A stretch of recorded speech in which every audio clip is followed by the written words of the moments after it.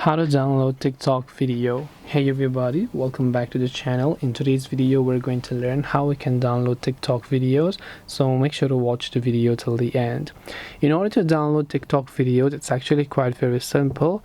Now you can simply open up the TikTok application and just make sure that you're signed into your account and just wait for a certain video to load up.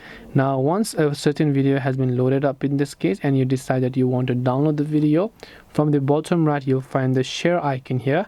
Tap the share icon and there you'll find an option that says save video.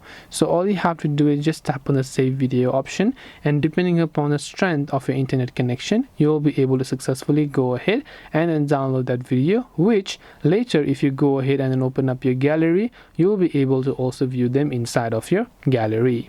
And this way you will be able to go ahead and then download TikTok videos.